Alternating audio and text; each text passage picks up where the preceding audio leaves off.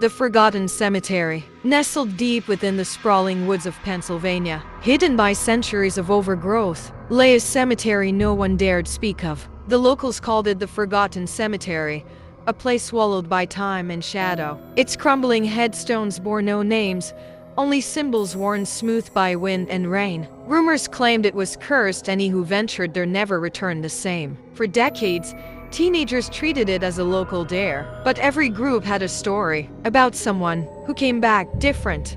Whether it was unexplained nightmares, whispers in the dark, or sudden disappearances, the cemetery seemed to hold power over all who entered. It was a chilly October night when Emma, a college freshman new to town, found herself cornered by a group of friends at a Halloween party. "You've got to go to the Forgotten Cemetery," Jake said, his grin both playful and sinister. "I don't believe in ghost stories," Emma replied, crossing her arms. "Then prove it," Jake challenged, handing her an old lantern. "Spend just 1 hour there, that's all." The group piled into an old pickup truck, laughing and teasing Emma as they drove deep into the woods. The laughter faded as they approached the cemetery's iron gate, rusted and barely hanging on its hinges. A biting wind howled through the trees, and the air seemed unnaturally cold. "You're on your own now," Jake said, turning off the truck's engine. "We'll be back in an hour." Emma rolled her eyes and stepped out, the crunch of dead leaves beneath her boots echoing in the silence. The truck's headlights disappeared,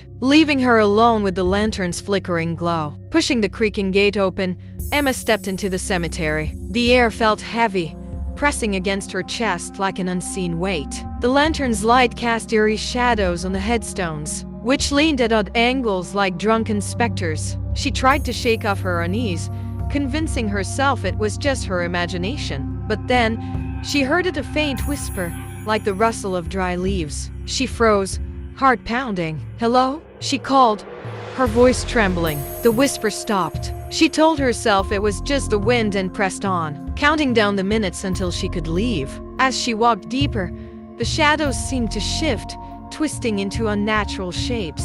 The ground beneath her felt soft, almost as if it were breathing. Suddenly, her lantern flickered and went out. Panic set in as darkness swallowed her. Fumbling with her phone, Emma turned on its flashlight, its weak beam barely piercing the gloom. That's when she saw a figure standing by a headstone. "Hey!" she shouted, her voice cracking. "Who's there?" Emma realized too late that the cemetery wasn't just a burial ground, it was a trap.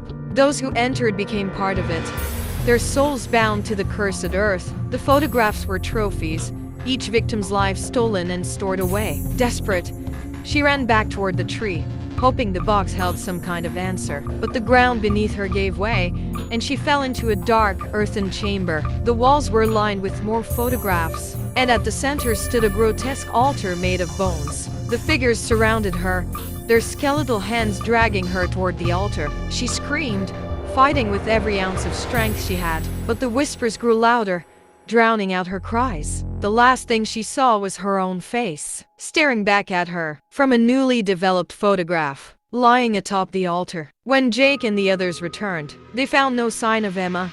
Her lantern lay shattered near the gate, and her phone was dead. The police searched the area but found nothing. To the town, Emma became just another name whispered in fear, another victim of the Forgotten Cemetery. But if you were to visit those woods on a quiet night, you might hear her voice among the whispers, calling for help that will never come. The cemetery never forgets, and it never lets go.